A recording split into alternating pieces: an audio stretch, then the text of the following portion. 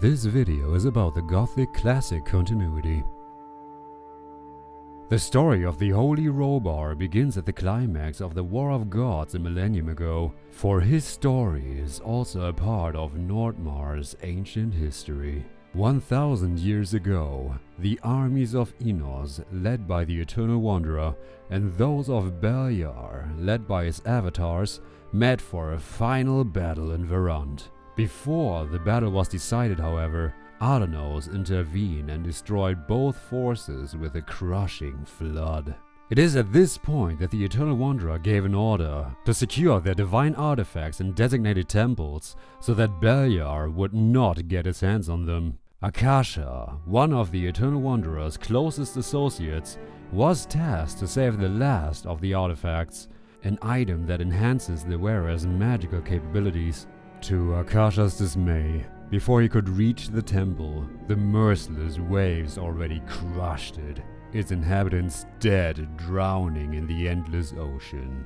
There was nothing left in Varant for Akasha, yet he still had his standing orders. So he traveled from the desert dunes all the way up to the icy mountains of Nordmar. There, the warrior of Innos achieved many great deeds, and the barbarians saw him as a symbol of unparalleled strength. They then united to form a new clan under Akasha's leadership, the Fire Clan. Entirely devoted to Innos and his war, the warriors of the Fire Clan received their god's blessings and returned the favor by spilling the blood of his enemies. They have no quarter for anyone who doesn't follow Innos, as they are not only known but revered as Innos' strongest warriors. Ancestors like Akasha, with legendary achievements, are ceremoniously built a tomb and brought to rest by placing an ancestor stone on their grave, which gradually absorbs the ancestor's power, so that his successors may use it in times of need to strike down Innos' enemies. Fast forward about 920 years. The Fire Clan has become the strongest of all in Nordmar, but the war between Innos and Beliar never stops. In the village of the Fire Clan lived a man named Rhobar, nothing more than a simple hunter. One day, he found himself without weapons running across the snow and ice, hunted relentlessly by a massive beast. When he couldn't keep going anymore, he hid in a cave, but the beast still followed him. As a last resort, Robar reaches behind him and suddenly feels a sword in his hand. He immediately takes it and strikes down the pursuer. It was then that Robar realized that the sword was engulfed in flames. Then Innos told him to leave the mountains of Nordmar and to defeat his enemies that he will encounter. Robar didn't hesitate for long, left Nordmar, entered Myrtana, and began to slaughter the orcs living there.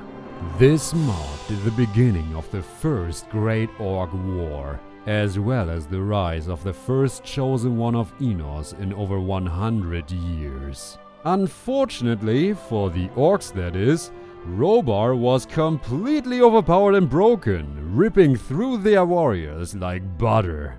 Hell, according to Fridtjof, Robar fought most of this war on his own. Innos showed us the real meaning of strength. The first king of the plains was one of us. Innos gave him strength and power, enough to conquer the plains all by himself. Nothing is stronger than Innos. That is why we follow him.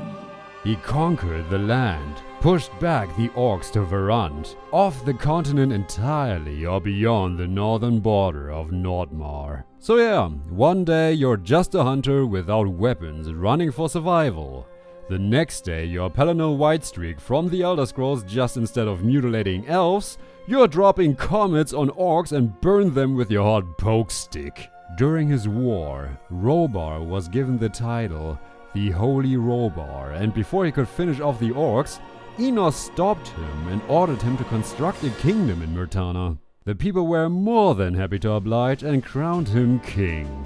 Thus the hunter became royalty, and he would henceforth be known as King Robar I, conqueror of Myrtana. He turned the war-ridden Murtana into a sprawling center of commerce, secured the borders and built an army as well as a dynasty. This is also when the first great Orc War has ended.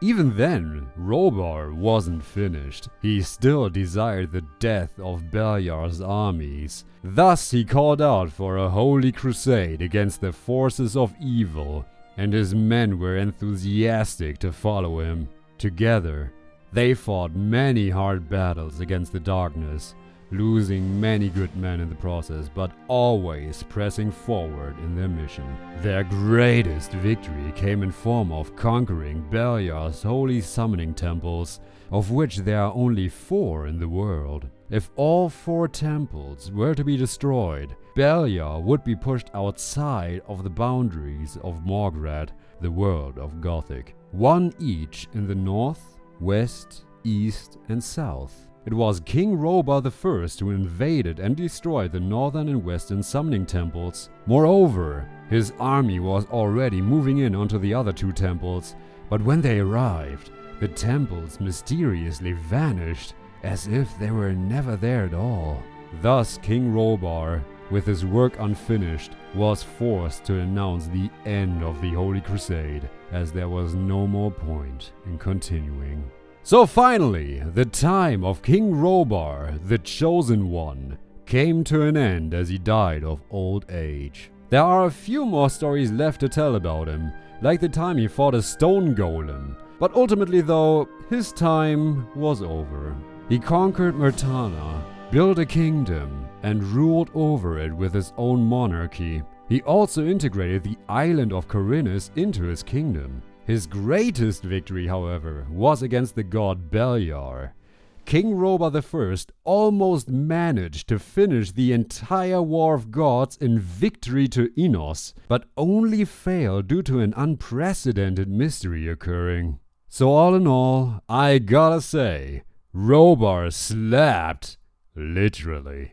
Eventually, the Chosen One passed away, and his shoes were left to be filled by his son, Robar II. However, this story is one for another day.